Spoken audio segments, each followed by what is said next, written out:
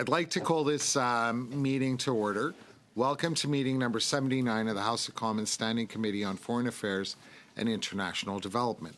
Today's meeting is taking place in a hybrid format, pursuant to the standing orders, and therefore members are attending in person in the room, as well as remotely using the Zoom application. I'd like to make a few comments for the benefit of members and witnesses. Before speaking, please do wait until I recognize you by name. You may speak in the official language of your choice. Interpretation services are available. Although this room is equipped with a powerful audio system, feedback events can occur. These can be extremely harmful to interpreters and cause serious injuries. The most common cause, I would remind the members, for sound feedback is an earpiece worn too close to a microphone. With regard to speaking lists, the committee clerk and I will do our best to maintain consolidated order of speaking for all members, whether they are participating virtually or in person. In accordance with the committee's routine motion concerning connection tests for witnesses, I'm informing the committee members that all witnesses appearing virtually have completed the required connection tests in advance of our meeting. Now, pursuant to Standing Order 1082 and the motions adopted by the committee on Wednesday, September 21st, 2022, and Wednesday, January 18th, 2023, the committee resumes its study of security at the borders between Azerbaijan and Armenia. I'd like to now welcome our witnesses. From the Department of Foreign Affairs, Trade and Development, we are very privileged and happy to have with us our first ambassador to Armenia. We have His Excellency Andrew Turner with us here today. In addition, in the room, we're grateful to have Mr. Robert Sinclair, who is the Senior Official and Director General of the Arctic, Eurasian, and European Affairs. So welcome, Mr. Ambassador. Again, great honor to have you with us here today. For your opening remarks, I understand that you have 5 minutes, and the floor is yours before we turn to questions from the members. Thank you. Thank you, Mr. Chair. It is a profound honor to speak to you as Canada's first resident ambassador to the Republic of Armenia.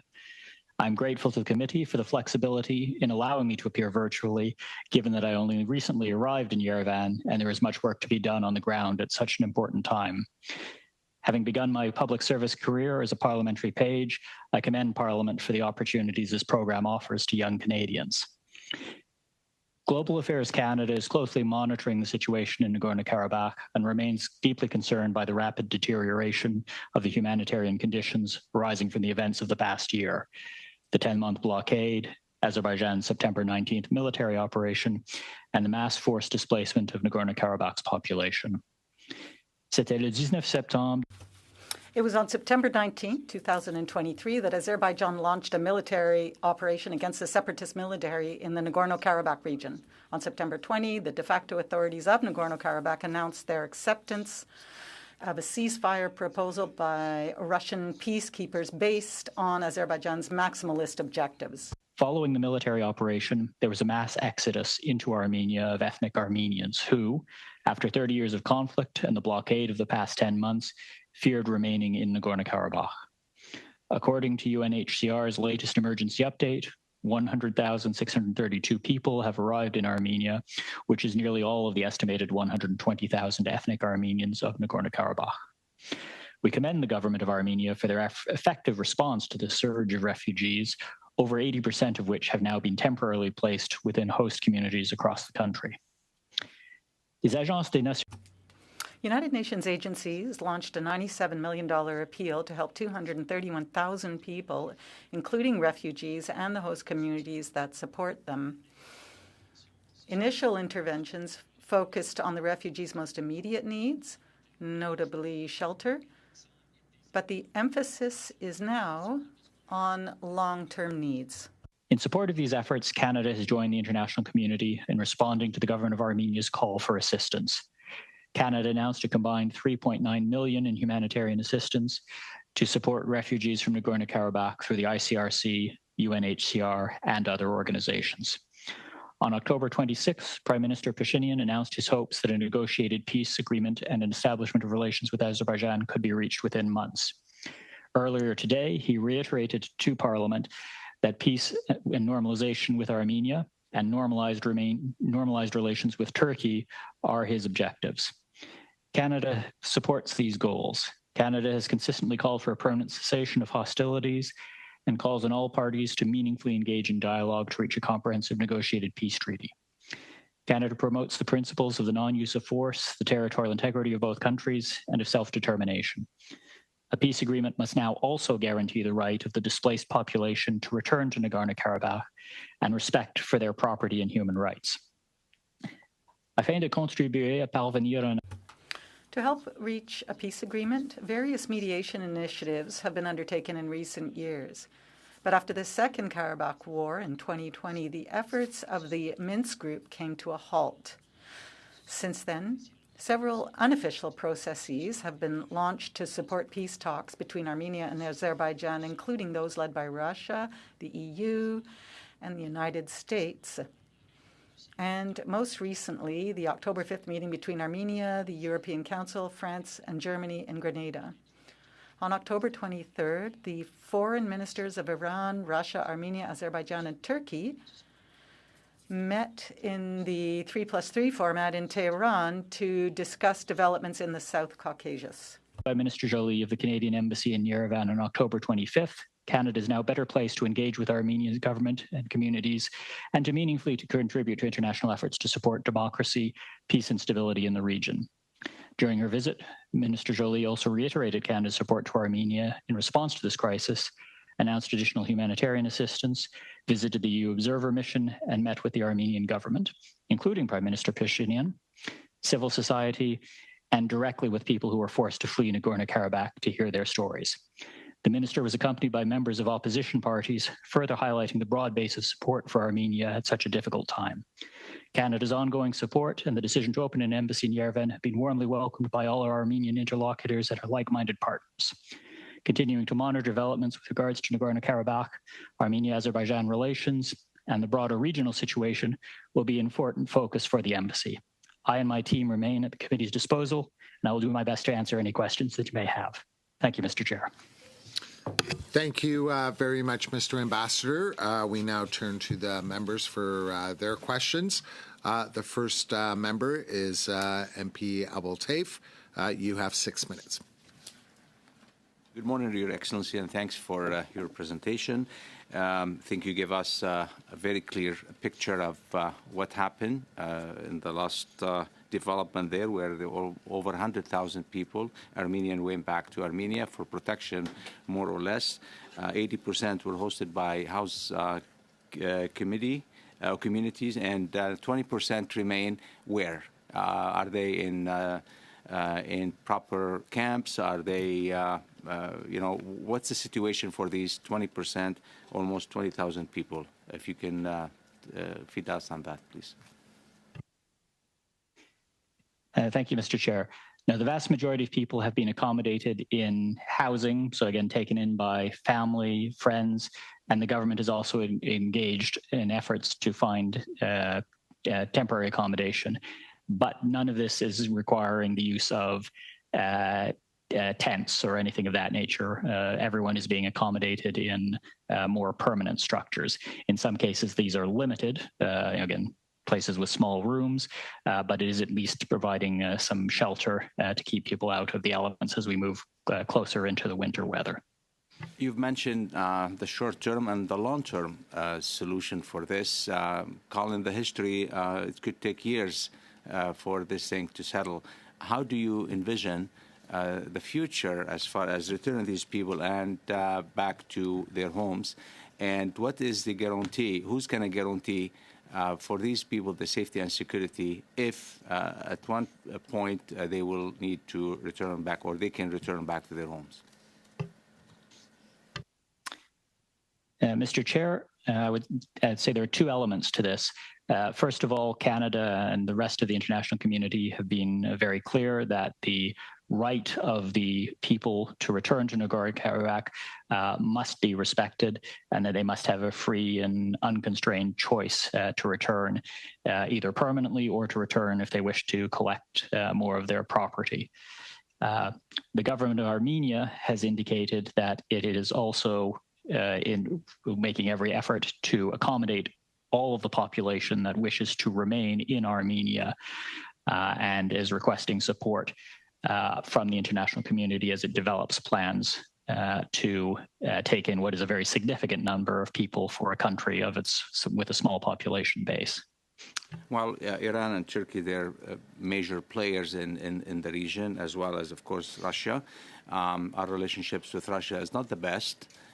Who's basically on the opposite side if we put Iran, Turkey, Russia, and their meetings and their vision toward how this is going to develop or how it's going to end. On the other side, on the opposite side, which is on our Western world, how clear our position is, and how can we force our way through to make sure that the outcome that we all look for is the returning of these people back to their homes is going to happen, and who are we going to be negotiating with? Mr. Chair, the solution for the issues in between Armenia and Azerbaijan, including the fate of the displaced population, is the conclusion of a peace agreement between the two countries. This has always been the core of the matter, and it has always been Canada's policy to support these efforts. While the traditional efforts of the OSCE to serve as the mediator have broken down in the wake of the Russian invasion of Ukraine and Azerbaijan's loss of confidence in the OSCE, Canada has been very active in supporting other efforts that have been launched both through the European Union and through the United States to encourage discussion. We have also seen efforts at times by another neighbor, Georgia, to take part. So Canada is committed to supporting whatever forum and whatever venue would be most effective in bringing about a permanent peace agreement. Terrific. Ambassador, the Russians were there, and their propaganda saying that they basically secure the safety of these people to exit the region toward Armenia, so for their own safety, which is, we know that's not the true story. And there is, of course, the economic side of the trade corridor that is basically the region is part of. Can you highlight on this specific aspect of it? Because Turkey and Russia and all the players there, they have an interest in that trade corridor and securing that. And it seems like the people of the region, Nagorno-Karabakh, were basically paying the price for this. If you can just give us a background on this, would be good. Mr. Chair, I think the committee members will all have seen many, many examples of Russian propaganda and disinformation, and make it clear that we cannot take anything that Moscow says at face value. Certainly, we have seen extensive criticism of the performance or lack thereof of the Russian peacekeepers from the population of Nagorno-Karabakh and from the Armenian government. In terms of the efforts to integrate the trade corridors, this remains a key element of the discussions to be going forward in terms of reaching a peace agreement. This was one of the principles that was agreed to in the 2020 ceasefire. And again, both the Prime Minister has repeatedly, or Prime Minister Pashinyan of Armenia has repeatedly indicated that this is something that can be discussed, but it also requires that there is reciprocal treatment and that the trade corridors throughout the South Caucasus are opened up. One thing comes to mind. I'm afraid you're out of time. Thank you. Thank you. So we next go to MP Oliphant. You have 6 minutes. Thank you, Mr. Chair, and thank you, Ambassador Turner. It is really, I don't want to understate how important it is to have you coming to us from Yerevan. It was about a dozen or more years ago that I went to Armenia, came back, and I wrote a report asking for the Conservative government to open an embassy in Yerevan. It has taken our government a while to do it as well, and I'm glad it is finally happening, and I'm glad to see you there personally. I also think I will mention to Erica, our former clerk, that you should meet with the Pages at some point, many of whom I'm sure would love to know that they could be ambassadors as well someday, so it's really important. Couple of questions. First, on the humanitarian state, both in Armenia with 100,000 people arriving, and you say they're moving from immediate shelter issues to longer-term issues. What do you see Canada's role in that? Thank you, Mr. Chair. Yes, so the role that the Armenian government is playing in accommodating these refugees is very impressive and has been signaled out by everyone that I have met with since I arrived, both in the international community and domestically. They've done a tremendous job in accommodating to such a rapid influx of people in such a short term, particularly when there was already a pre-existing population of thousands of refugees going back to the 2020 conflict, as well as Armenia's hosting of refugees from other countries and other conflicts such as Syria. The key challenges will be now moving into the support for the government's efforts to integrate the population. Again, this will be moving from beyond the emergency supplies of food and shelter to expanding schools to accommodate the larger number of children, expanding medical facilities to accommodate the larger population, and perhaps most importantly, working to support efforts to expand economic opportunities and provide employment. Prime Minister Pashinyan has signaled he views that this is an opportunity to integrate the population, but a lot of work needs to be done, and therefore the expertise and support of partners and allies, including Canada, is something that the Armenian government is actively pursuing. Thank you. I note your comments that the Prime Minister, Pashinyan, has stated that he's hoping for peace and normalized relationships, both with Azerbaijan and Turkey. Do you think this is a genuine possibility that can happen? Will those three partners move towards normalized relations in my lifetime? Mr. Chair, I certainly think so. Again, as a diplomat, I'm naturally optimistic about the possibilities for diplomacy to avoid conflict, particularly when we see the tragic results when it is unsuccessful. There have been statements from all of the parties involved that they are committed to seeking a peace agreement. The benefits of such an agreement would flow to all of the countries in the region, as well as to more broadly to see the South Caucasus being able to function as an integrated economic unit, with really the only disadvantage being to Russia, which has been able to kind of play them off against each other to its own benefit. So again, it is in everyone's best interests. There are at least clear statements of intent. The trick will be to try to make sure that those statements are followed up on. And certainly both Canada, both through the embassy here and through other engagements with Baku and with Ankara, are doing everything we can to encourage that. Thank you. Stéphane Dion, as our special envoy, went to Armenia and came back with a very lengthy and I think quite important report, including the recommendation that we open an embassy. Is this part of your work plan to take that report and find out ways to actually actualize it? Yes, Mr. Chair, it absolutely is. I have already been in touch with Ambassador Dion, who remains very much involved and committed to seeing that there is follow-up on his report. I am pleased to say that we've already been able to act on several of the recommendations, most perhaps importantly the opening of the embassy, also the initial round of consultations between Canada and Armenia we held last year.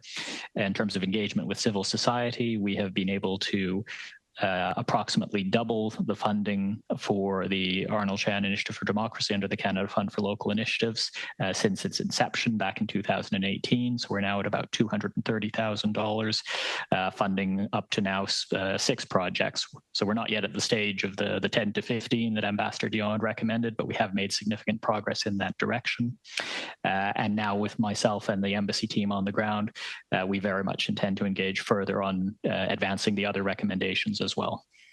Thank you. And I have a few seconds to close with thanking you for your work. And I think it's the right person in the right place at the right time. I think your regional impact can be as important as the direct impact in Armenia. We needed to have a true voice in Yerevan. Moscow was not an easy place to get intelligence. And I'm glad to have an intelligent person getting intelligence. So thank you, Ambassador. Thank you very much. We now go to MP Bergeron. You have 6 minutes. Merci, Monsieur le Président. Thank you very much, Chair. I'd like to begin by echoing the comments of my colleague, Mr. Oliphant, not only on what he said about the importance of having representation there, and to have someone in Yerevan, to have the ambassador in Yerevan, but also on opening an embassy in Yerevan, which could come none too soon. So I encourage this to happen, and I congratulate the government on deciding to go ahead with opening an embassy. So, Excellency, I'm very pleased to see you here today. We have spent some time together, but it's only this morning that I discovered you used to be a page in the House of Commons. Now, I don't know if you were there when I was there as a federal MP, but I don't dare ask you that. But thank you very much for joining us today. And thank you, Mr. Sinclair. Now, in September 2022, in contravention of the provisions of the ceasefire that had been set, Azerbaijan organized a blockade of the Lachin corridor and therefore provoked a famine within the population of Karabakh. And obviously, the purpose was to empty out the Karabakh of its population. And Azerbaijan decided to intervene on the 19th of September last, probably feeling that things weren't going quickly enough. And what happened then was a massive exodus of about 100,000 people from the Karabakh region to Armenia. And that led Mr. Bob Ray, our ambassador to the United Nations, to describe this situation as a total failure of global democracy and its stance on ethnic cleansing. So I would think that we cannot remain insensitive to ethnic cleansing because it was stated as such by our representative to the United Nations. Now, the Minister of Global Affairs, Mélanie Joly, said that there is a responsibility on the part of Azerbaijan, and what would our response be, including potential sanctions? Thank you very much, Chair. Minister Joly did say in response to the question during her visit to Armenia last week that, yes, all options are on the table, specifically the possibility of sanctions. That is something that we can use if necessary. We prefer to avoid that. We prefer to resolve this diplomatically, but it is a very important tool that is available to us and that we have used in other cases, for example, in response to the invasion of Ukraine by Russia. So, yes, it is an option. Furthermore, we have made arrangements for Canada to be the first country outside the European Union to participate in the mission, the monitoring mission, to make sure or to see what is happening at the border. And we are also working with all our allied partners in order to communicate the message clearly, the importance of respecting territorial sovereignty, so that military force will not be used. And we want this to be clear, and we want this to be clear in Baku. Thank you. And thank you for having recalled the reasons why we did impose sanctions on Russia following its invasion of Ukraine. Now, you know surely that in 2020, and more recently, over the past few months, Azerbaijan has invaded and occupied and still occupies parts of the sovereign territory of Armenia.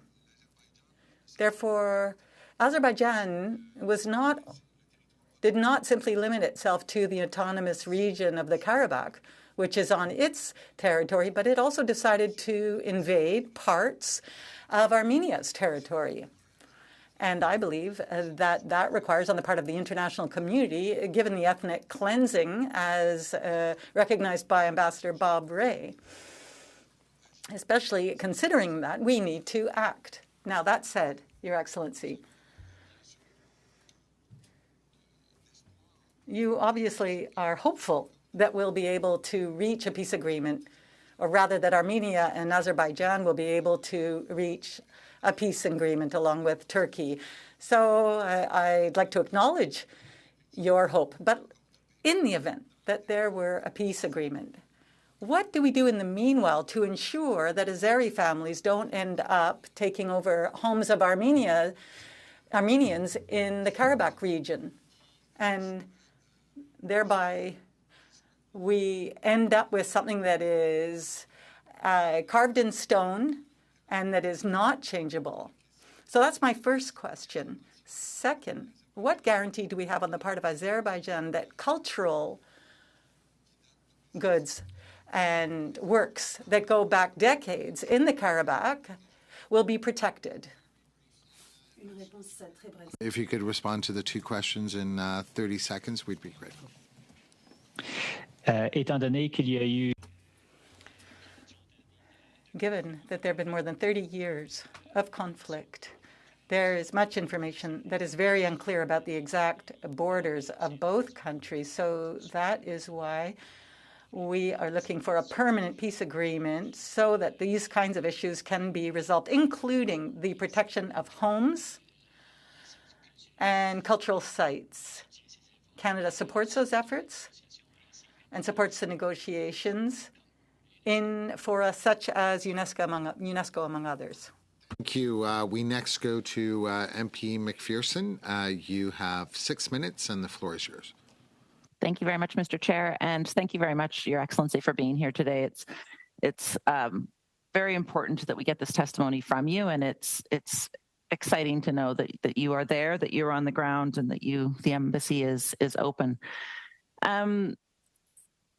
My colleague, Mr. Bergeron, asked about sanctions, and I guess I have a very similar question for you. On September 22nd, I wrote to Minister Joly, the Minister of Foreign Affairs, asking for there to be an immediate imposition of targeted sanctions on Azerbaijani individuals and those entities that have been responsible for violations of international law and human rights abuses. I haven't heard back from her, and I also am curious. You say that sanctions are on the table. You said to my colleague that sanctions are something that the government is considering. Knowing what happened, just over a month ago, what would be the time that Canada would see sanctions as being one of the tools that they would use? At what point will those be more seriously considered, I guess? Thank you, Mr. Chair. As the Minister has been very clear that sanctions are, again, all options are on the table and they are being considered. The issue in terms of imposing sanctions is one that Canada tends to work, because we find it most effective to impose sanctions in partnership with our like-mindeds. So there need to be discussions to see where our allies are in regards to this. Secondly, there is currently very active, and again, as recently as earlier today, the Prime Minister of Armenia reiterated there are ongoing active discussions to move forward with a peace process with Azerbaijan, and so there is also a question of whether these would be the appropriate time with such discussions undergoing. This is an issue that's being debated within Armenia. We saw that even during the discussions when the minister was here, that this is one of many questions in which there is debate about the exact timing. Well, yeah, except that we did see the Azerbaijani, launch an offensive on September 19th. There were over 200 people killed. There was, as we've said, the mass displacement of over 100,000 ethnic Armenians. It seems like those discussions that Canada should be having with our like-minded partners should have already have started. Have those discussions not been happening? And it does seem difficult that there is a peace process happening, after the fact that 100,000 Armenians have had to flee their homes. So I guess my question is, have the sanctions discussions been happening with our like-minded allies, and how confident are you that Azerbaijan is coming to this peace process in good faith? Mr. Chair, there absolutely have been discussions with our like-minded, and again, as I had indicated, there simply is continued debate about when that it would be most appropriate to use that tool. In terms of the impact of the displacement, again, Canada has been very clear in condemning Azerbaijan's blockade, calling for the opening of the corridor, condemning the military action on the 19th, and making it absolutely clear that the right of the displaced population to return to their homes must be absolutely respected. And can you tell me as well, I mean, obviously, the crimes that have been committed, we would want there to be justice. We would want to use the international tools that we have at our disposal. Has Canada had any conversations about that? Would Canada be calling for international legal mechanisms to be used at this time? Mr. Chair, Canada certainly had been engaged in discussions. Again, as with sanctions, though, this is also an issue in which we are seeing some debate within Armenia as to when the most appropriate time to engage in that type of activity would be. So long as there is a sense from the government that the peace process is something that can be pursued, we would not want to do anything that would disrupt those efforts. Thank you. And since September 28th, Canada has committed, or I think you mentioned, has committed $3.9 million for humanitarian assistance funding in response to this crisis. We know that the funding has been allocated to the United Nations High Commissioner for Refugees and the International Committee of the Red Cross. Can you tell me how much of that funding has been delivered and how exactly this funding is being used? Mr. Chair, I'm not certain how much has been delivered yet. We can follow up to confirm that. But again, Canada's traditional model is to provide it directly to the agencies, so in this case UNHCR and ICRC, and allow them to use it as they determine is most required to respond to the needs on the ground. It would be great if you could possibly give us the amount that has been delivered to date. That would be helpful. Thank you. And then my final question, I just wanted to get a little bit of clarity on some of the comments that we've heard from the minister, from Minister Joly. She said that, quote, Canada supports a negotiated political solution to the Nagorno-Karabakh conflict, as well as the continuation of dialogue between the parties towards promoting confidence-building measures. From your perspective, from Canada's perspective, what type of negotiated settlement would be necessary for ensuring peace between Armenia and Azerbaijan? Mr. Chair, the exact provisions would obviously need to be resolved between the two states. However, the broad issues that are being looked at are, again, some of the key principles that have been outlined for, in some cases, decades, but certainly have been reiterated in recent statements, including in Grenada, about mutual recognition of each other's sovereignty and territorial integrity, self-determination, the non-use of force. Part of the process would clearly need to be agreements on a process for delimiting the border between the two countries, as well as resolving the resulting territorial disputes or around the exact nature where the border is. And there would likewise need to be efforts to come up with a mechanism to address claims of compensation for the losses suffered by victims, most likely going back all the way to the 1990s conflicts up until and including what we have now seen in recent weeks. Thank you very much. Thank you, Mr. Ambassador. We next go to MP Chong. You have 5 minutes. Thank you, Mr. Thank you, Mr. Chair. Ambassador Turner, I am wondering if you could tell us what you know of the status of the some 20,000 ethnic Armenians that were left behind in Nagorno-Karabakh. Mr. Chair, according to the reports from the UN mission that was allowed to enter the territory the first time for several decades, as well as from humanitarian organizations, the reports are that virtually all of the ethnic Armenian population have left. Again, the UN reported at one point finding no more than 50 people. Largest estimates I have seen are still under 100. So the vast majority, and effectively the totality of the population, is believed now to have crossed into Armenia. Okay, thank you. I appreciate that clarification. So when you refer to 80% of people, you're referring to 80% of those 120,000 that are being housed in Armenia proper. Yes, the vast majority of the population are being housed in Armenia. There are estimates of a few thousand that have left Armenia to go elsewhere, Russia or other countries where they would have familial ties and rights of residence. But the government of Armenia has been very clear that their goal is to ensure that everyone who wishes to has the ability to return to Nagorno-Karabakh, and anyone that does not choose to exercise that right, that they would have opportunities to remain in Armenia proper. So just to clarify, so where are the majority of the 20,000 ethnic Armenians from Nagorno-Karabakh? So about 100,000 are being housed in Armenia, several thousand are abroad. Where are the balance? So again, the balance are believed to be in Armenia and are in the process of being housed.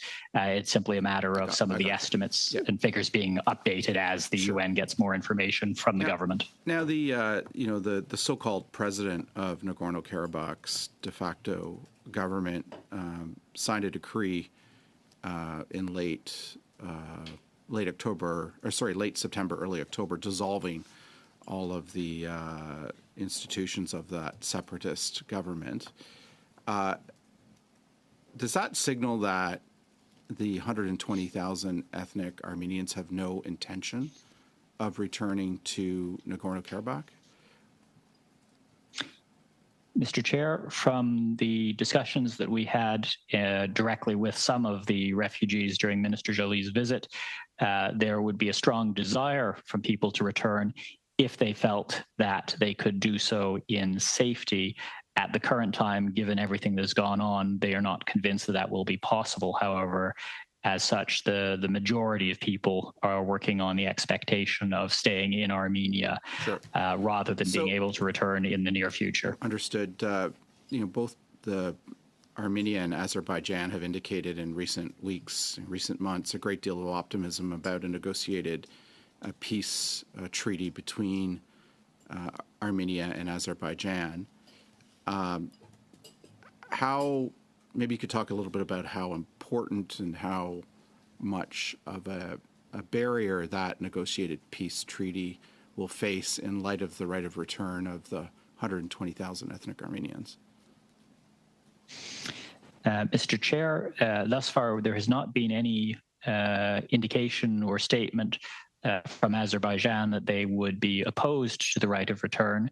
Again, they have set up mechanisms by which the population can register to receive services under the government of Azerbaijan.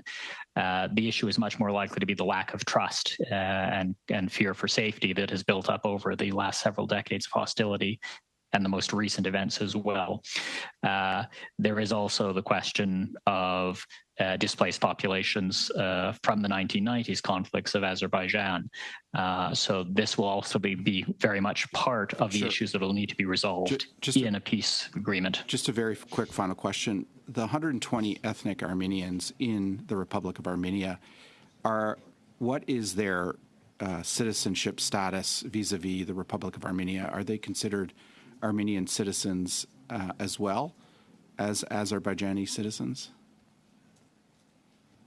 Mr. Chair, according to the discussions I had with the UNHCR last week, the documents that the residents of Nagorno-Karabakh possess would not automatically confer citizenship for Armenia, and therefore they have emphasized that technically they would be considered refugees, although many do have close family ties, and that they are encouraging the government of Armenia to ensure that they are given a rapid process to become full citizens.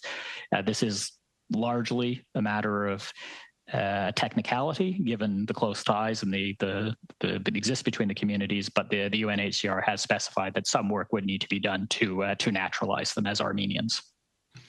Is that an indication, Ambassador, that Chong, may... You're out of time? Could I just You're considerably out of time. Thank you, Chair. Thanks. So next we go to Mr. Zuberi. You have 5 minutes. Thank you, Mr. Chair. And thank you, Mr. Turner, for being here today.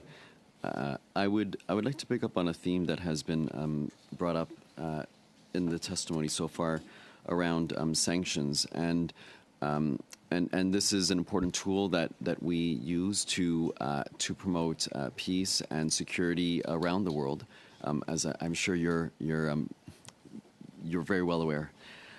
With respect to sanctions and in this particular conflict, has Armenia asked allies to apply sanctions onto Azerbaijan at this point in time?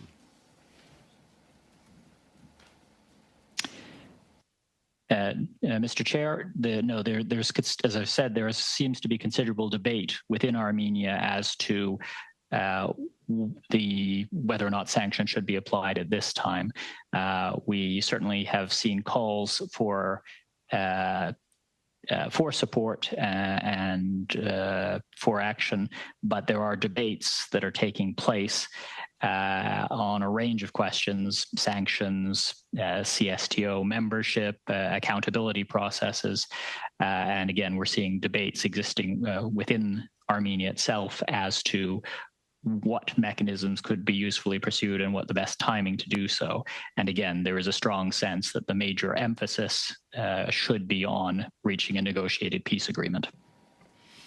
And it would make sense that we would wait for Armenia to take the lead, given they are directly impacted. Armenians and Azeris are directly involved, so we have to consider how these two actors are conducting themselves before we get involved. In terms of, and I'm sure you're very well aware of what's happening given your presence in Armenia. In terms of, you alluded to this, sanctions as a tool to promote peace. Can you tell us, in this instance, how would that play out, the question of sanctions in this particular instance and the path to peace?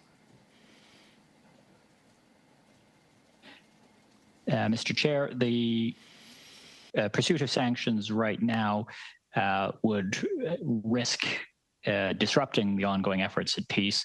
While we have not seen anyone take the route of sanctions, we have seen some announcements from France, for example, about the possibility of military support, and that has caused Azerbaijan to withdraw from planned international meetings and discussions that could have helped advance the peace process. Now, whether Whether that would have happened or not, we don't know, but it certainly provided an excuse that could be used. So again, that type of activity of the imposition of sanctions could risk providing excuses for some elements of some parties to the conflict to stall further on peace talks, which is obviously counterproductive. That's really helpful because it helps us to reach our ultimate objective, which is peace. Sanctions are a very important and critical tool, which we must use at the appropriate time. But to your point around peace, that is clearly our objective, to help people in Armenia and the region. With respect to right of return, it was discussed earlier, and this is a very important concept. And in my understanding, Government of Canada has called for Armenians to have the full right of return to the region, Nagorno-Karabakh.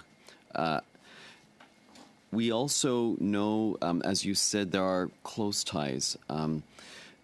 If Armenians from the region choose not to return, with respect to collecting belongings, having full access to their assets, and being able to have those assets, respected with respect to their monetary value. Can you comment on that second point? We obviously call for the full respect of the right of return, but if ethnic Armenians choose another path, can you elaborate a bit further on that second point of how they can get their rights if they choose an alternative path? Mr. Chair, Canada has been very clear that we have called, as have our like-minded, for the full right of return without any limitations, and that would include the right of Armenians to return for a short period to collect belongings, to take care of property, whatever they chose to. Again, these are their homes. These are their belongings. They have the right to do with them as they wish, and that right cannot be infringed in any way. So whether it's a permanent right of return to live there or simply a short term to dispense with property or to collect personal belongings, that right must be respected. Thank you. We now go to Mr. Bergeron. You have 2.5 minutes.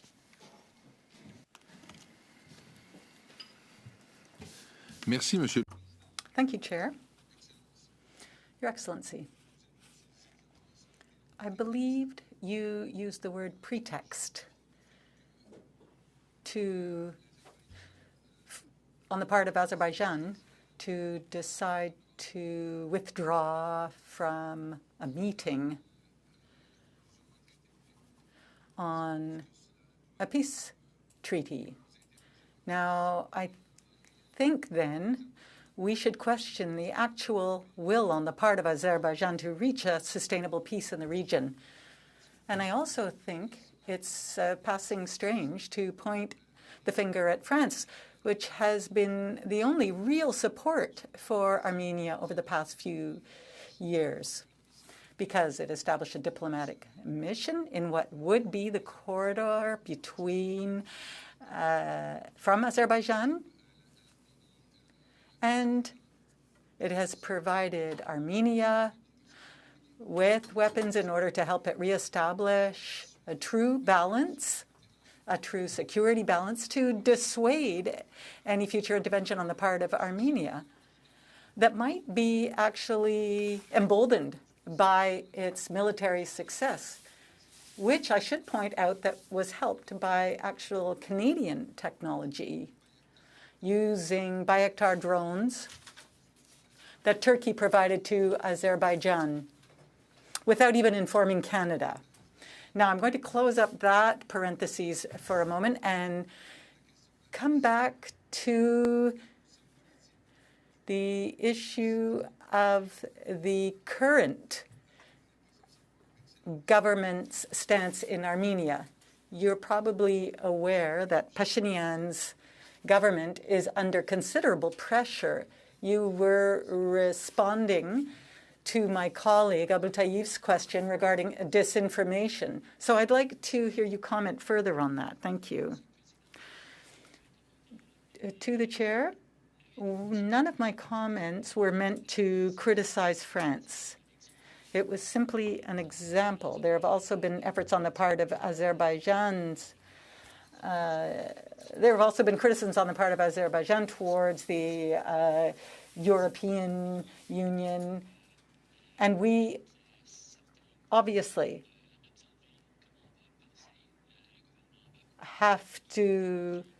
we also have to make sure, yes, that the government in Baku is serious about negotiating peace. Now,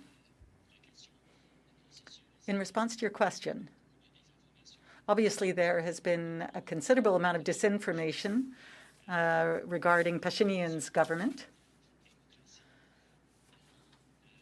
And there has to be the establishment of a true democracy near Russia. Obviously, this is a nightmare-ish situation.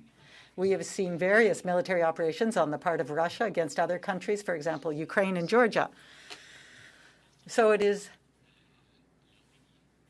very important that Armenia have an opportunity to be able to continue to develop its democratic system, and that was one of the recommendations in the Special Envoy's report. This will be a very important concern on the part of our embassy there. Pearson, you have 2.5 minutes, and this is the last question. Thank you very much, Mr. Chair. And again, thank you to the Ambassador for being here today. Ambassador, on social media, Bob Ray, our Ambassador and Permanent Resident of Canada to the United Nations in New York, described the situation in the Nagorno-Karabakh as a complete failure of global diplomacy in the face of ethnic cleansing. Does the Government of Canada believe that ethnic cleansing has been carried out in the Nagorno-Karabakh region? Mr. Chair, my colleagues from our International Law Bureau would be quick to state that there is no precise definition of ethnic cleansing under international law, although it can constitute an element or an aspect of crimes against humanity or war crimes. Such a determination would need to be made by an authorized legal body, given that they are very precise definitions for those crimes. What is crystal clear, though, is that we have seen the 10-month blockade, we have seen the use of military force, and we have seen the population forced to flee because of their legitimate fear for their lives and security. And therefore, it is absolutely imperative that their rights to return and their rights to enjoy their property be respected. Of course, and to return in a safe manner. Indeed, yes. I also have a question a little bit about the opposition parties in Armenia, just to get your perspective. We know that the complete takeover of Nagorno-Karabakh in September sparked large demonstrations in Armenia's capital.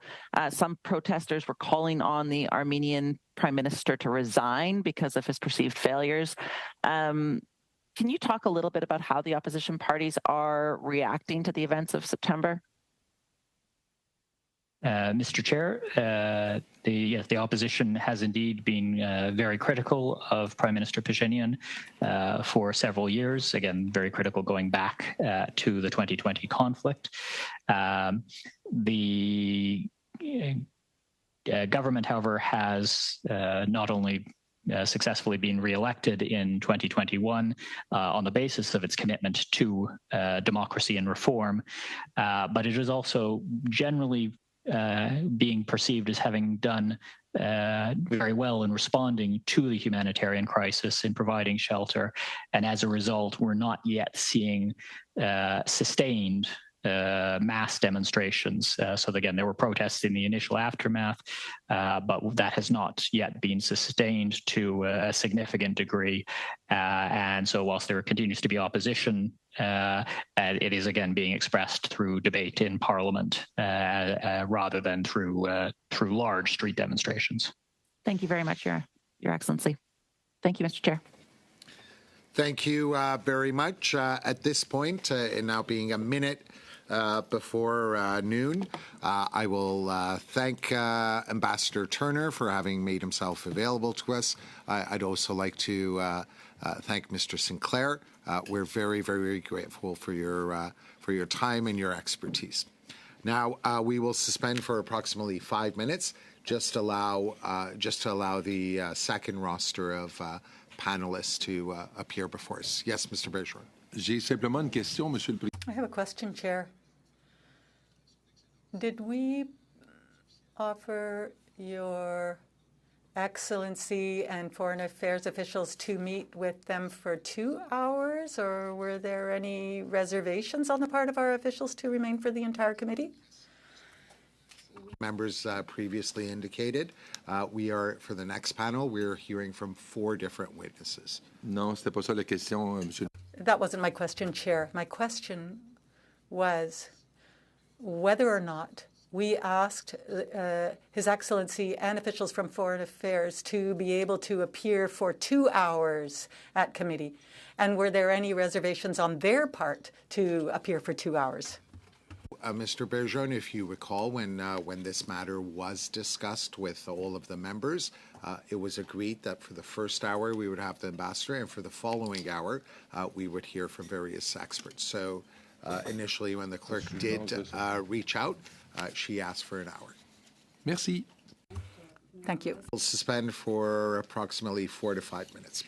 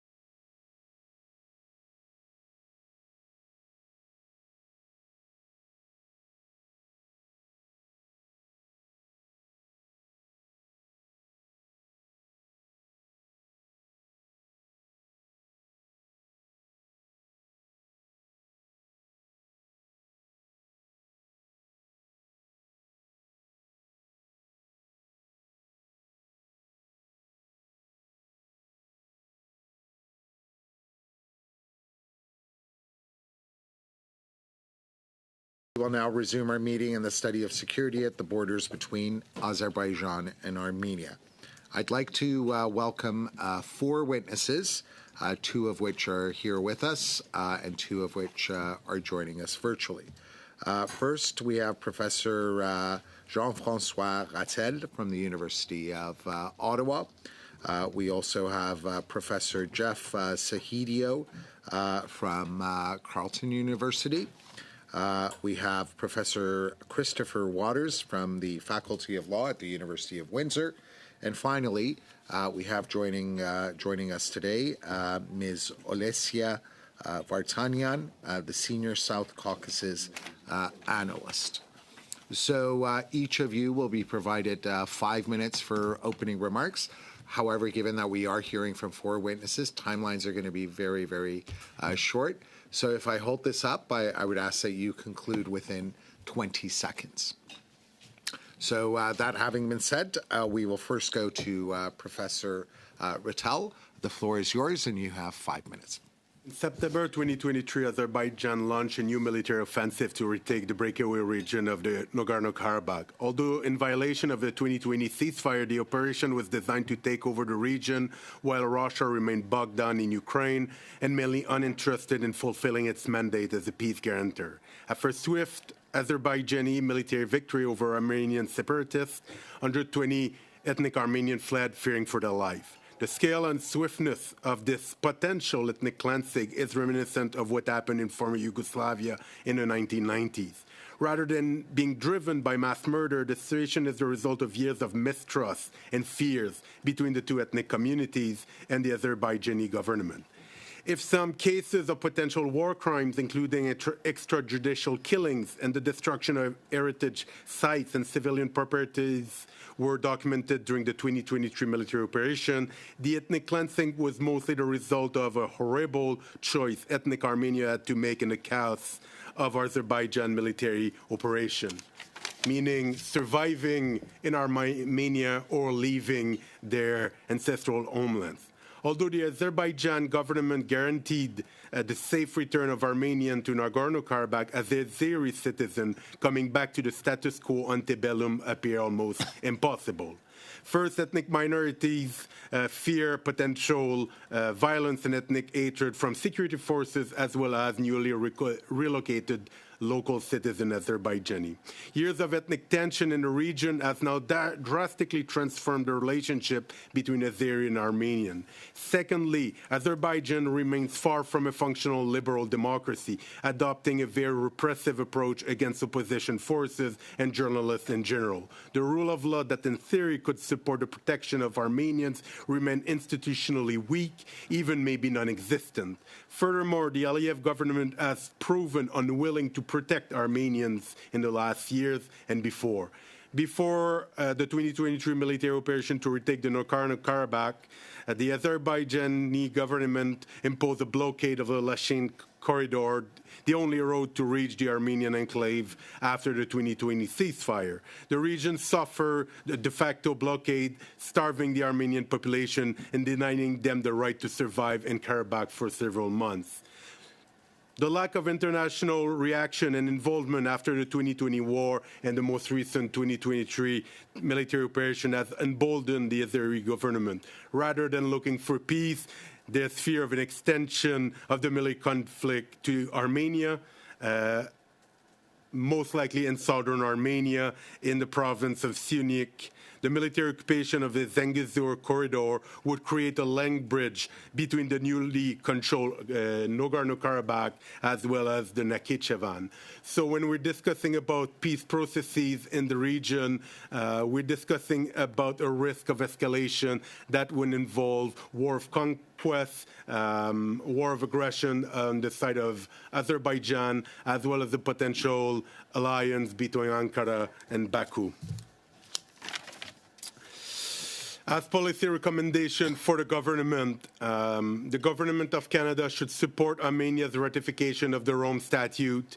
That would help investigate and protect Armenian minorities following what happened in the Nagorno-Karabakh.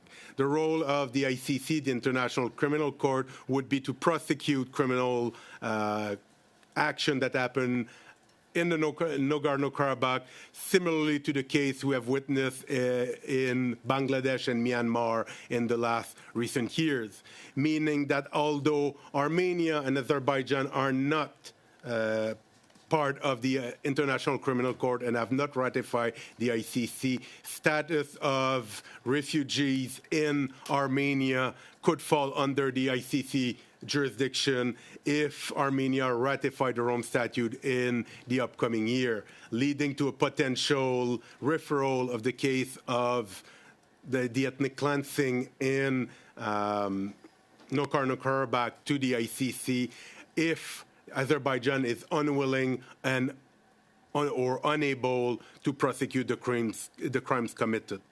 We have discussed already imposing potential sanctions on Azerbaijan if the country violates Armenia's territorial integrity in the south, as well as impede the return of Armenian population. Finally, it appears critical that Canada ensure the protection of historical sites, national symbols, religious sites, including monasteries and villages that are currently destroyed in Azerbaijan by local actors as well as Azerbaijani forces. Thank you very much.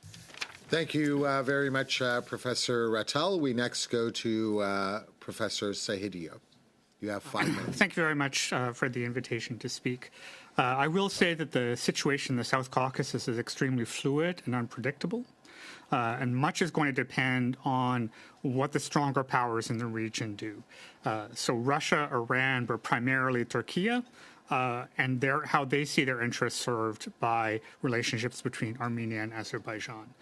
Western countries, I think, lack the sustained interest in pursuing a durable solution for the region, and to the extent that they have an interest in the South Caucasus right now, it's primarily in Azerbaijani gas supplies. So Azerbaijan supplies about 3.5% of the gas to the European Union, not a huge amount, but certainly enough, and much more in certain countries in Eastern Europe. And we haven't seen calls for sanctions. We haven't seen sustained action within the European Union to support Armenia, with the exception of France.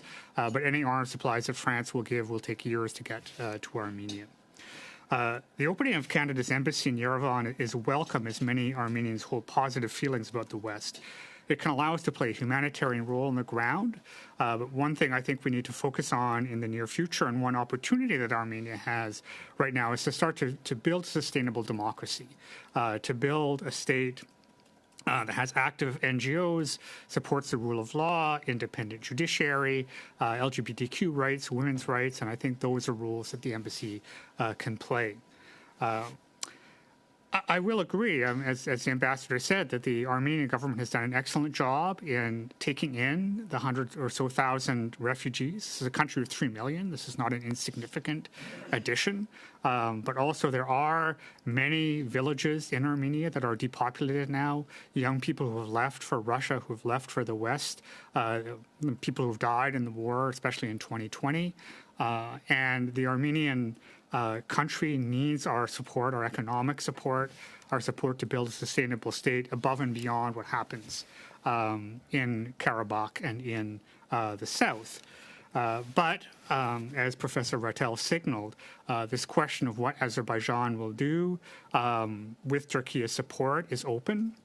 There have been calls within Azerbaijan, which many Azerbaijani nationalists are now talking about Armenia as Western Azerbaijan, and the interests of the Zangezur corridor that Professor Rattel discussed are very alive to allow Turkey and Azerbaijan to have a land bridge towards each other and to have a bridge from the Black Sea to the Caspian Sea, which would intensify Turkey's strategic position in regional trade, potentially bring it as a broker into the Belt and Road Initiative with China. So we do have substantial interests that Turkey has in the region that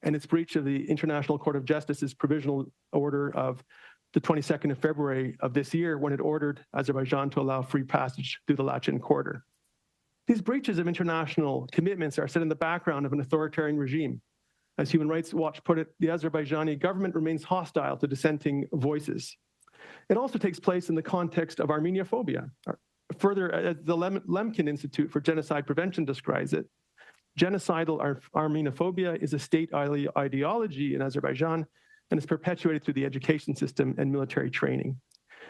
Armenians have been referred to by Aliyev and top state officials as rats, dogs, wild beasts, jackals, and these labels have been reflected in grotesque physical representations of Armenians, including in the Central Park in Baku. In closing, now is the time for sanctions. Targeted sanctions could mark Canada's concerns in a tangible way and help press Azerbaijan into a peace agreement, which we all want. Left unchecked, Azerbaijan has proven that it will act in a more emboldened way rather than look for peace. And finally, the Canadian angle to the Karabakh War of 2020 should mean we are hyper alert to the situation. Canadian-made sensors, as this committee well knows and helped shine a light, had been used on Azerbaijani drones transferred by Turkey to its client state to great effect in that conflict. Thank you, Mr. Chair. Thank you very much, Professor Waters. We next go to Madame Vartanian. Welcome back. You have 5 minutes for your opening remarks. Good afternoon, Chairman SSC, Vice Chairs Bergeron and Chon, and distinguished members of the committee. I'm deeply honored to have this opportunity to address you once again. When we met in January, the primary topic of our discussion was the blockade of Nagorno-Karabakh. At that time, I shared with you the concerns of my organization, the International Crisis Group, had about the escalating tensions and general instability in the region. Unfortunately, much of our analysis has proven to be accurate.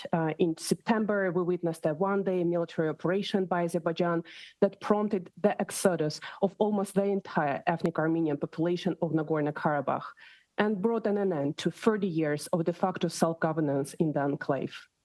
I'm currently in Armenia meeting regularly with the people displaced from the enclave. Many left Nagorno-Karabakh in haste and did not bring any belongings with them.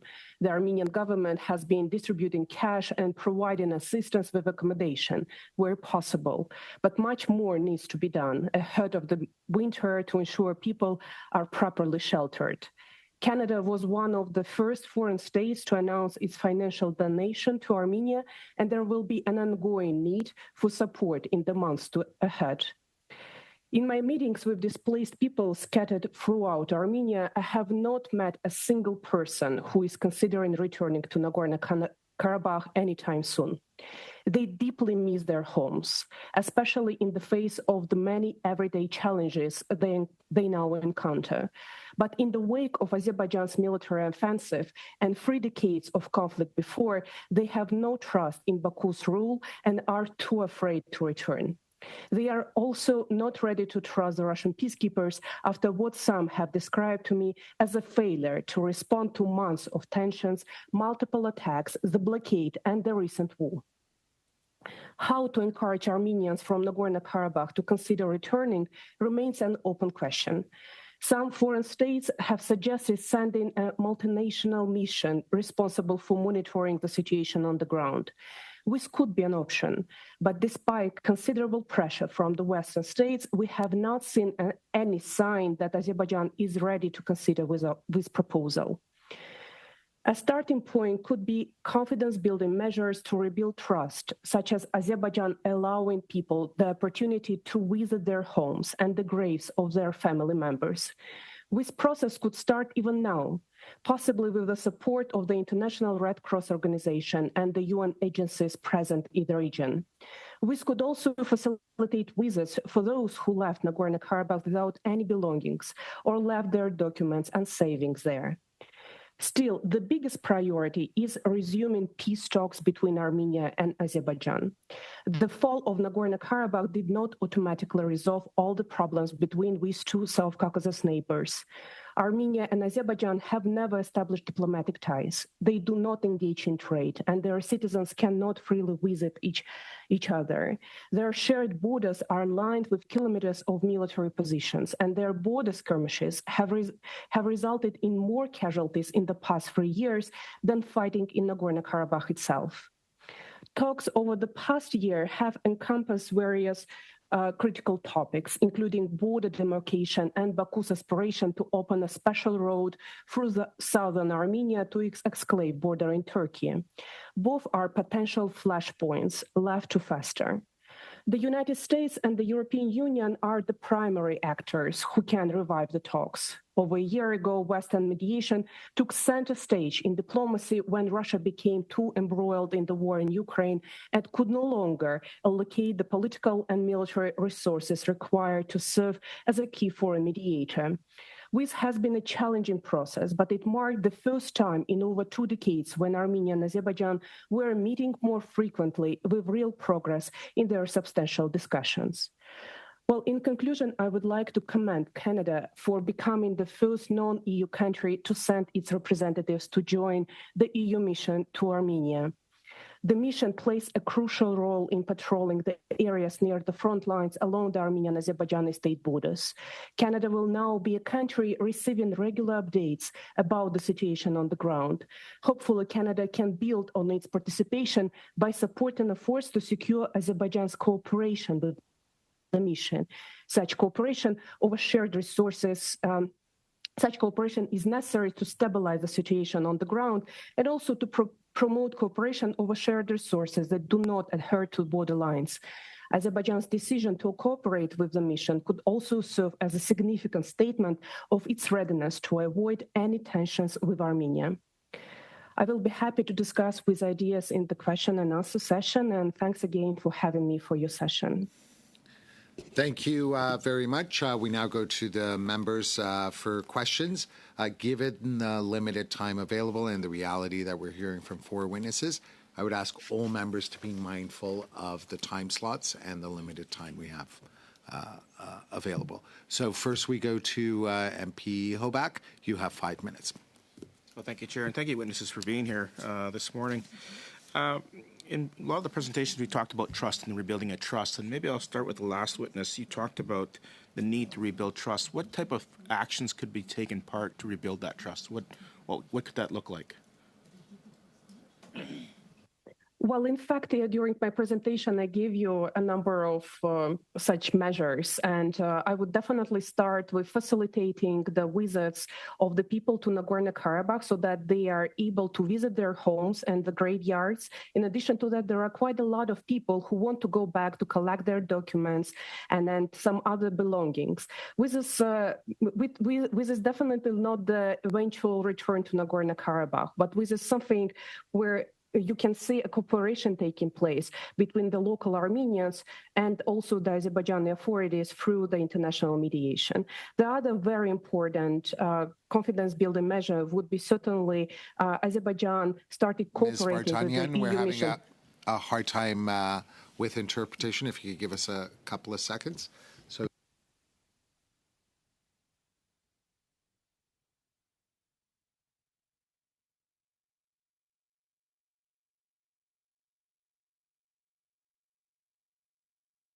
I'm afraid we're hearing from the interpreters that they're having a very hard time hearing you.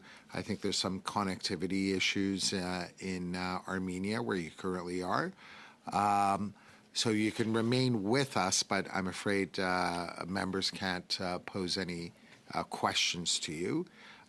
In all fairness, given the question that was asked, if you would like to send us a written response, we obviously would be happy to take it into consideration. Thank you, and terribly sorry for the technical difficulties. Yes, Mr. Hoback, you still have 4 minutes. 5 minutes? Okay. 4 minutes. Mr. Sahero, you talked quickly about gas supplies and the fact that's supplying the EU. How do you trust the EU's judgment in regards to this issue now in light of the fact that the reliance on gas supplies from the area? Do you see them being as an honest broker at this point in time? I think it's very difficult. It's not just the gas supplies. Oh, that's the primary economic motivator. But Azerbaijan has done a very strong job in lobbying European capitals.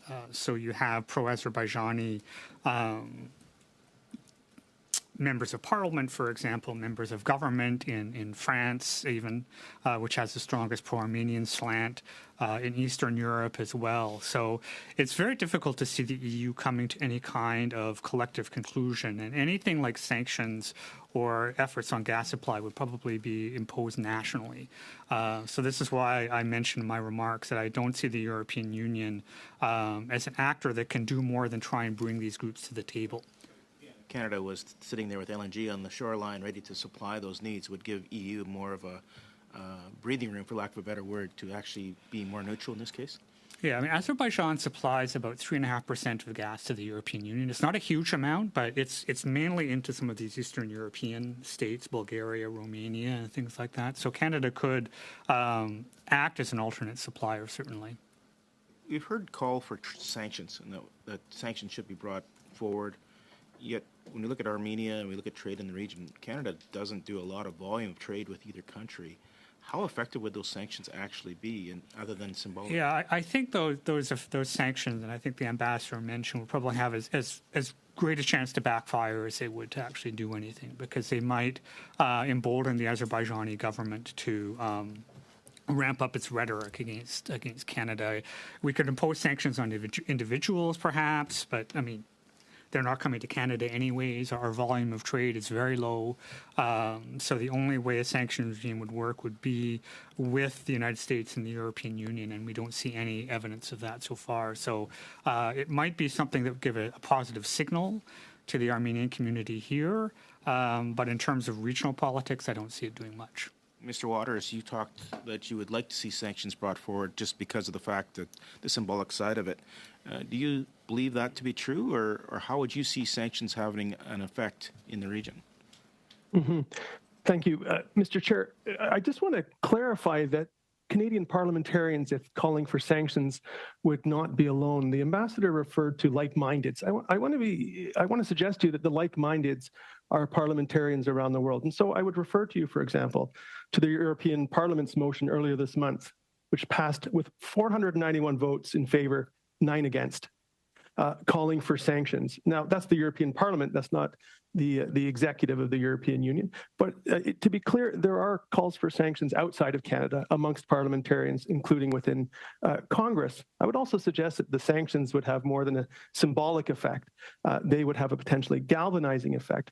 But most important, they would suggest to the Aliyev regime that they cannot simply be emboldened to continue breaching international law and breaching international agreements as they will. Thank you. And then, Mr. Rottello, you talked about war crimes in the historic sites, the heritage sites. How do you see Canada's role in regards to documenting possible war crimes and then seeing possible justice in those war crimes, for lack of a better word? I think Canada has a huge role to play with the idea of universal jurisdiction with regard to war crimes, crimes against humanity, and in potentially crime of genocide, about documenting crimes, about being an acting partner within the International Criminal Court. As I mentioned, if Armenia finally ratify their own statute, there will be room under the ICC to bring forward the case of Nagorno-Karabakh to the ICC with a referral from Canada. So I think Canada has many roles that can be played at several levels. I can add also, if any individual responsible for this potential ethnic cleansing travel to Canada, there could be also prosecution for crime against humanity within Canada. It's got a little bit of time. So do you see the Canadian government actually doing that? You're out of time, Mr. Hoback. I'm afraid you're out of time. Do you actually see the Canadian government doing that? Mr. Hoback, I'm afraid you're out of time. Mr. Hoback, you're out of time. Thank you, Mr. Rattel. MP Alcapra, 5 minutes. Thank you, Mr. Chair, and I want to thank the witnesses for being here today and those of you who are online. For the benefit of the committee, I'd like your insight on what our allies are doing in response. namely the U.S. and Europeans. Can you share with the committee some of the reactions and some of the plans that the U.S. or the Europeans are discussing in reaction to what had happened? And I'm directing it to all four of you. Those of you who may have more information, please contribute to the question. I think for the moment we have to be honest that much of the Western partner is not doing as much as they should with regard to applying international law and violation of international law for the moment, as well as imposing sanction or even providing safety and security measure for the local Nagorno-Karabakh population, as well as Armenia in the southern situation that we're all discussing before, in a nutshell. Yeah, I would agree. You haven't seen anything beyond blanket condemnations, but no targeted actions, except with the exception of France, which has offered to sell arms to Armenia, but even then has not imposed sanctions. So I do think there is a realization of the potential ethnic cleansing, again, that it's a definitional term, but that not only has Azerbaijan chased out over 100,000 Armenians and made it almost impossible for them to return, but has territorial ambitions. But this is why I think that we have to look at Turkey, we have to look at Iran. Unfortunately, these are the countries that have the interest to deal with things, and I don't think our Western partners right now have the interest on themselves to do much, but we can work with these countries, as difficult as it may be, to try and come up with a peaceful solution for the region. So maybe, Mr. Chair, sorry. Mr. Waters, I'll come to you by adding to that question. Why do you think that is? Why do you think the response from the U.S. and EU as governments has not been as much as some of you as experts here are advocating for? Thank you, Mr. Chair. Well, I think it's, first of all, important to point out that France has taken robust measures, albeit not sanctions. So not only in terms of arms sales, but also, for example, France has dispatched a military attaché to its embassy in France, stepping up defense cooperation in some significant ways.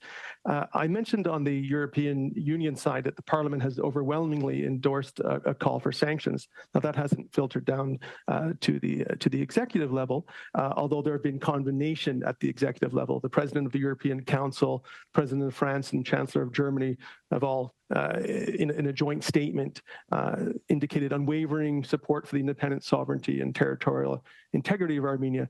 Now, that hasn't translated into sanctions yet, and in large measure, that's because the European Union views Azerbaijan as a reliable source of gas. However, Canada doesn't have to rely on Azerbaijan, and that's why I think, Mr. Chair, that Canada could play a leadership role here, galvanizing support as well within amongst other parliamentarians around the world, including the at least 100 members of Congress who have also called for sanctions. Thank you. Mr. Waters, can you help us understand why do you think the Europeans or the U.S. as governments are not acting as many of the advocates have been asking for? I think in the European Union's case, it's because Azerbaijan is seen as a reliable alternative for gas. And you know, to be honest, I'm not naive to the geopolitical realities with respect to the politics of not only Turkey but also Iran being major players in the region and whose cooperation will ultimately be needed to have a sustained peace. So I very much get the geopolitics of it, but I nonetheless think this is a chance for Canada to offer moral leadership, and that would be leadership in conjunction with fellow parliamentarians around the world. And to be clear, when I say targeted sanctions, you know, Canada's not in a position to make a serious economic dent in Azerbaijan's GDP. But for example, the Canadian Space Agency this year decided not to participate in the 2023 International Astronautical Congress in Azerbaijan, citing concerns over the humanitarian crisis. It's these kinds of things which are symbolic, but are sent a signal to Baku and to our allies that there will be consequences for breaching international law. Thank you. Thank you. We next go to MP Bergeron. You have 5 minutes, sir. Merci, Monsieur le Président. Thank you, Chair. I believe Ms. Vartanyan has her hand up. I don't know how you plan to manage that, Chair, but regardless, my question will be for Mr. Waters and Mr. Hasadeo. And if Ms. Vartanyan would like to respond in writing, and if Mr. Rattel has something to add, that's fine. Now, Armenia is isolated. It has been abandoned by its Russian ally on the one hand, and the international community has remained indifferent, especially the Western countries, for all kinds of reasons. Now, we have seen the closing down of the Lachin corridor, the starving of its population, and we have sat back and seen Azeri incursions into Armenian territory. We have also passively sat back and seen what has happened in the Karabakh and the exodus of over 100,000 people. And it was said before that this is because of the strategic importance of Azerbaijan, given the difficulties in supplying Europe with gas. It has even been stated that there's a security agreement with Russia, and that explains why no one is going any further in supporting Armenia. So Armenia is in the worst of all situations because it can't count on anyone, perhaps France being the only one. So we have this attitude on the part of the Western community, and I'd like to know if that's consistent with Biden's message and Jasinski's message at the United Nations when they said, if we allow these things to happen, there will be others. Is that a consistent message? To point out, I beg your pardon, is this addressed to me, Mr. Chair? Go on, Mr. Waters, and then we'll go to Mr. Saedo. Merci. I think that's right, that Armenia is in a tough geopolitical situation, and frankly, it has been for the entirety of its history, certainly in the 19th and 20th centuries. So there's nothing new about that. And in fairness, Canada has stepped up in some really important ways, and I think we simply need to take this to the next level and continue to exercise moral leadership here, again with our like-mindeds. But I would suggest again that for a committee of parliamentarians, our like-mindeds include those in the European Parliament and in Congress, in calling for our executives to do the right thing, and to take some bold actions. And I think. There is a degree of inconsistency. The geopolitics, of course, matter, but I think it's a case of acting now to help ensure a tangible and lasting peace. So, for example, there is a proposal for a Crossroads of Peace initiative, which would unblock regional transportation links in the region. By all means, we should be supporting that. So should our allies. But unless we're willing to say that at some point there'll be a response, a tangible response to territorial incursions or breaches of international law, any peace agreement that's concluded won't be worth the paper it's written on. Thank you. Allez-y. Yes, I'd agree with Mr. Waters, and I'd agree with your your question that without a strong response, I think we see Azerbaijan easily grasping the idea that it could take the southern parts of Armenia. I don't think it would do so alone. This is why I mentioned Turkey in my remarks. Azerbaijani military is stronger than Armenia's, but not especially strong.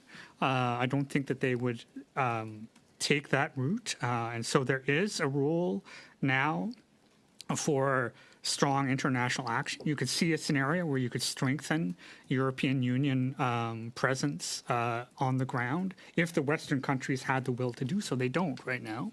To be frank, their interests are diverted to Armenia, to the situation in the Middle East.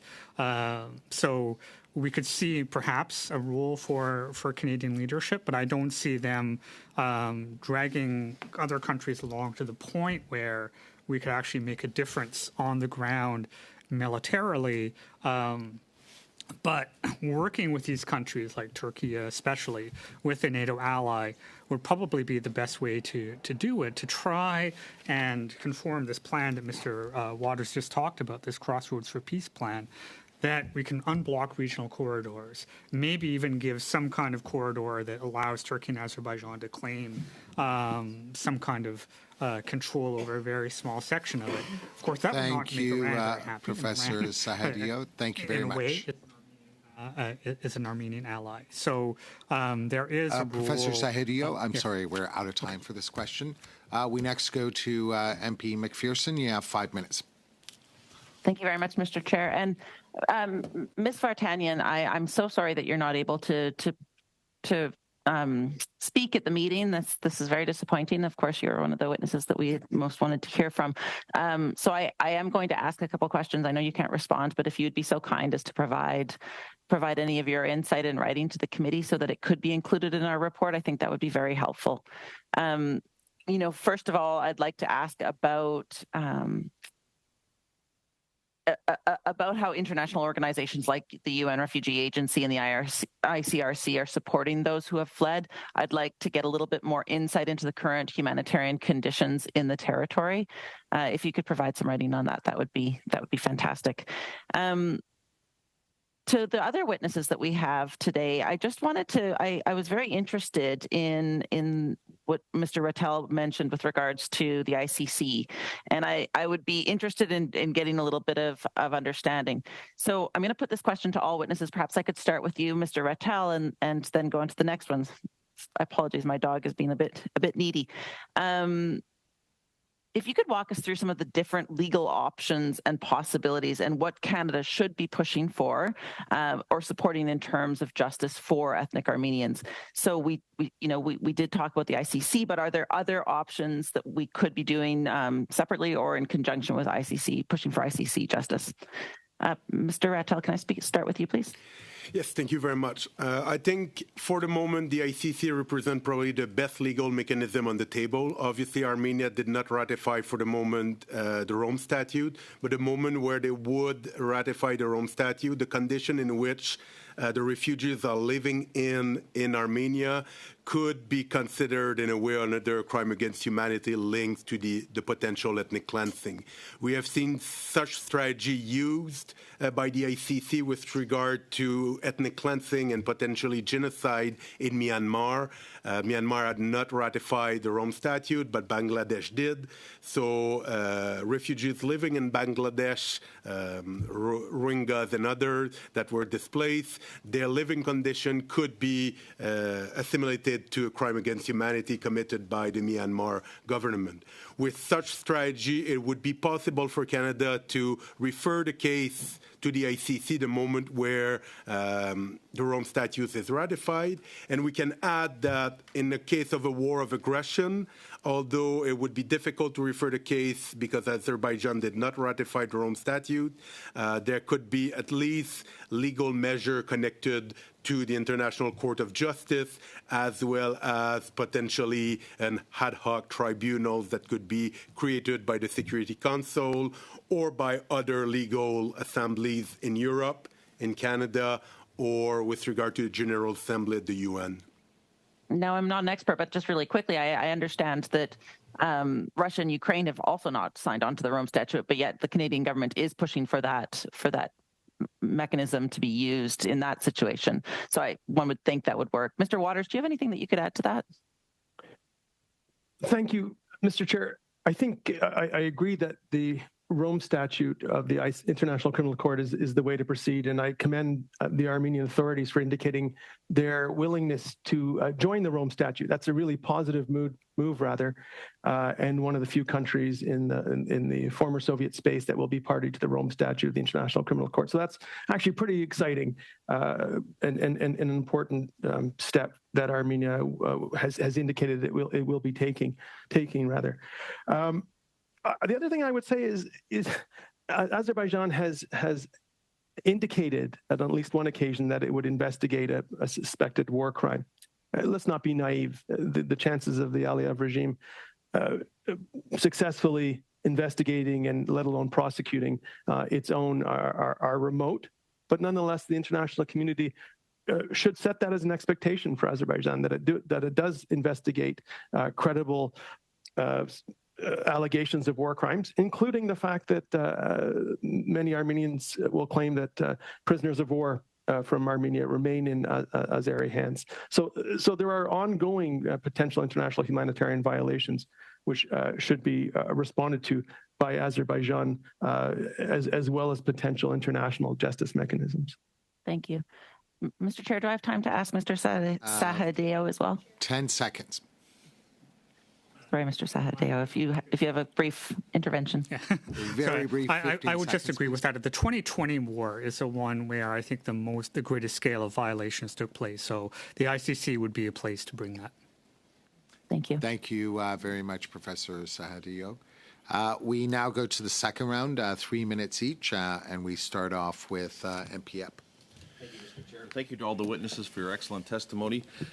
When I listen, the question I ask myself is this: what are the elements that are needed for lasting peace? Obviously, the international community calls for negotiations at the peace table, but the events of September have to be placed in the context of at least the last 30 years, back to the fall of the Soviet Union, and as one of the witnesses mentioned, 2 centuries of ethnic conflict.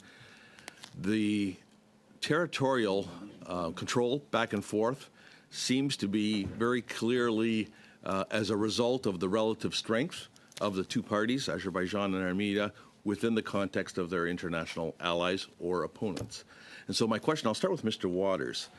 You talk about Canada, this being the time for Canada to impose sanctions as a example setting for our like-mindeds. What is the fora for the like-mindeds to come together to put those lasting elements in peace? Obviously, the international community can't impose peace. The 2 parties have to be there. But unless the international community seems to be aligned, peace seems to be very, very elusive. What's the fora that includes Russia, Iran, Turkey, as well as the EU and the U.S.? Thank you, Mr. Chair. Unfortunately, the Organization for Security and Cooperation in Europe, the OSCE, through its Minsk group, at one point potentially played a positive role here. It no longer does. But there is a role for Canada with like-mindeds to act on the stage of the South Caucasus, and that includes Canada's participation in the EU monitoring mission, which I commend. Canada also has strong and formal relations with the Council of Europe, the European Union, and of course we have our most important ally to the south, or slightly to the north here in Windsor. But I think my point is clear. So I think there are international fora. It becomes more difficult outside of course, Turkey being a NATO ally. It becomes much more difficult to have a dialogue with Iran. But I think Iran is an important regional player that at some point we're going to have to. That has to be at least reckoned with in this regard. It's not easy. There's no obvious international forum for doing so. Mr. Chair, if I could just, I confused. I'm going to follow up with a quick question for you, then allow you to continue, Mr. Waters. Sorry, continue. It just fell out of my head.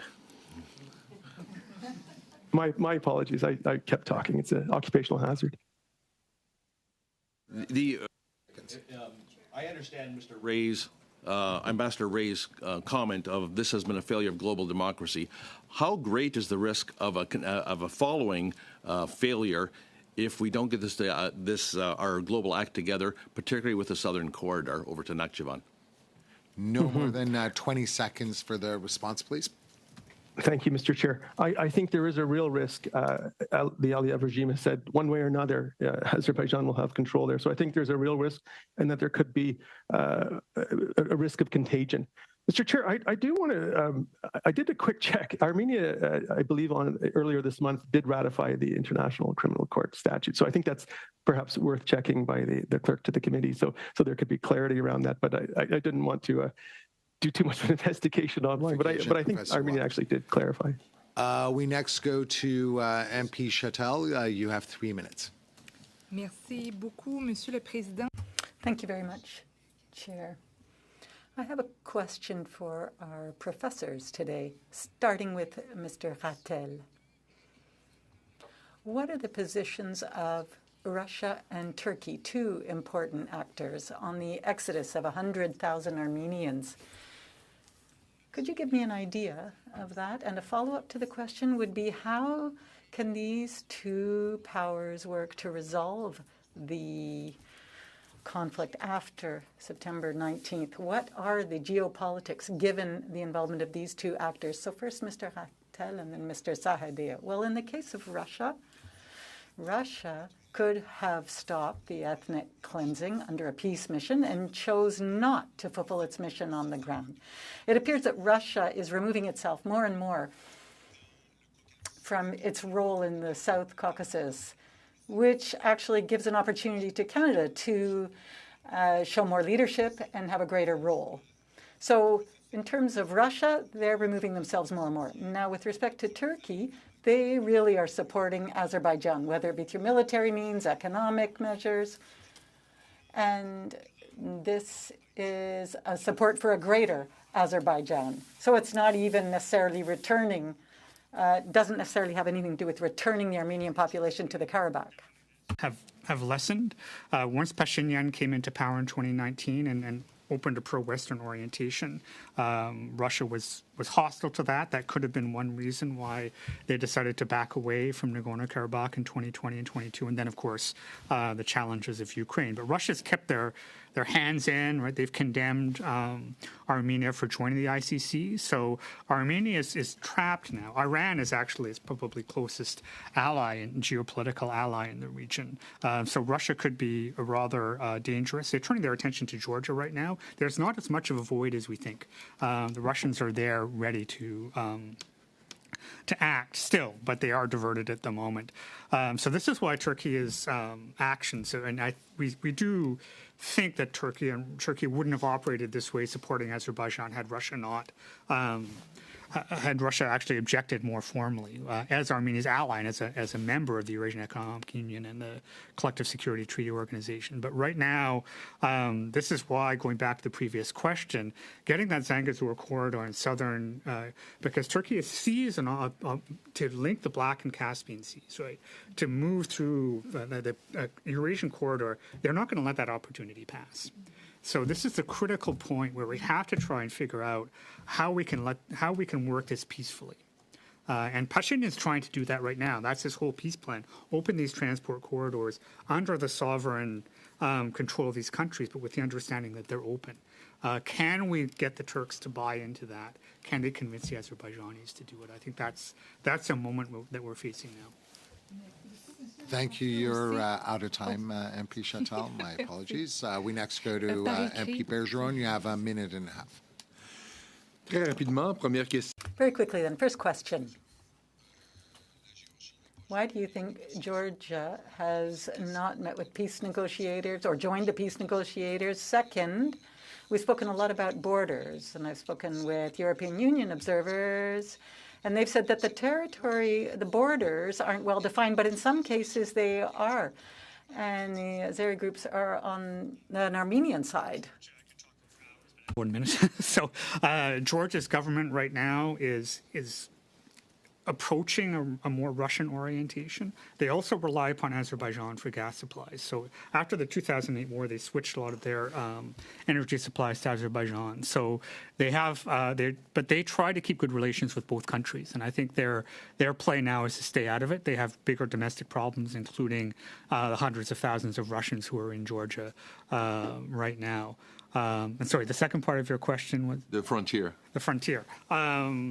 Yeah, so the frontier line right now, it's imaginary, right? It depends on what these countries say it's going to be. So we do see Azerbaijan basically not being willing to enter into peace talks with the precondition that they accept the frontiers of Armenia. Oui, certainement. Dans le cas de la Géorgie, c'est une. Now, in the case of Georgia, obviously there's an unavoidable position with respect to Russia. Now, in terms of violations of the border, well, there is not a well-defined border, and that's the problem. That's why we can't necessarily talk about a breaching of the borders. For the final minute and a half, we go to MP McPherson. Thank you, Mr. Chair. A minute and a half is a very short time. So I'm just going to quickly ask for the three witnesses that we have with us. What are your top two recommendations for actions Canada should take right now? And Mr. Sahedeo, I'll start with you since I was so tight on time last time. Yeah, to try and open a channel with Turkey to start peaceful negotiations through them, and then to use our embassy in Yerevan to try and build democracy and humanitarian aid in Armenia. Thank you, Mr. Waters. Targeted sanctions and fulfilling the recommendations of the Dion report. Thank you. And Mr. Rattel. Seth, that Canada is a leader with regard to international law and don't apply international law on a part-time basis compared to Ukraine, Gaza, and what we're seeing in Nagorno-Karabakh.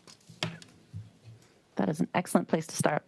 Madam Vatanyan, if you could submit that in writing again. I'm so sorry that you weren't able to speak in person. Thank you.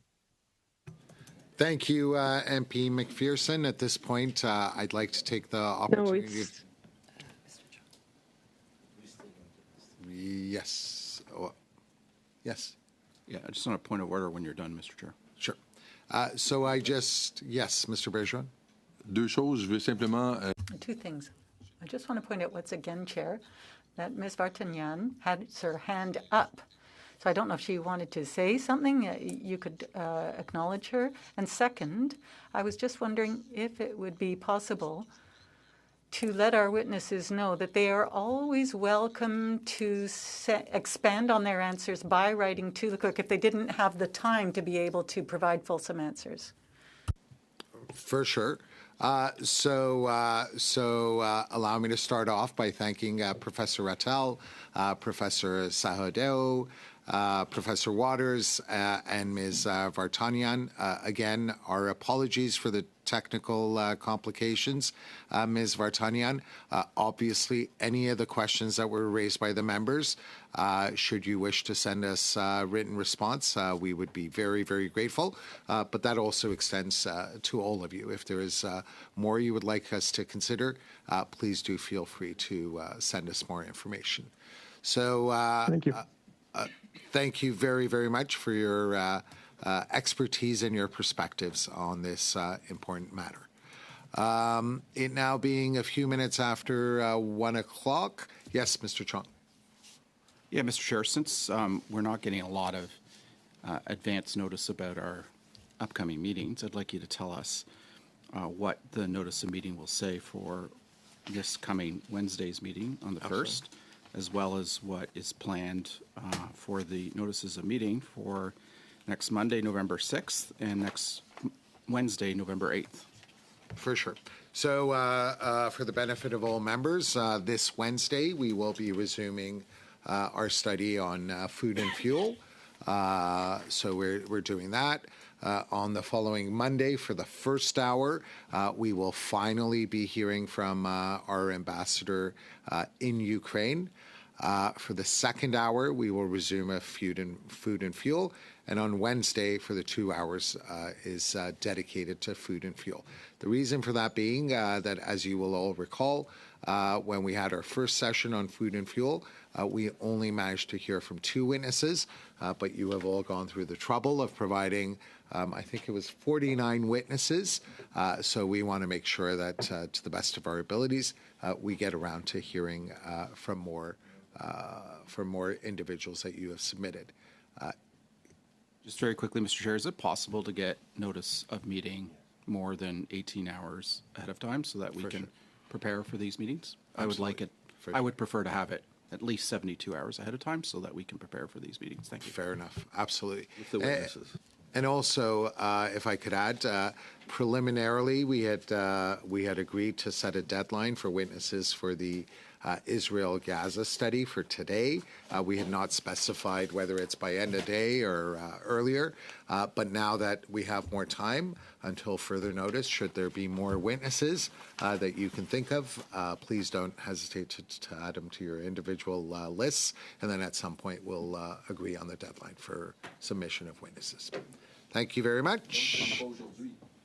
Non, c'est pas aujourd'hui. Merci. No, that's not today. Thank you. Stands adjourned.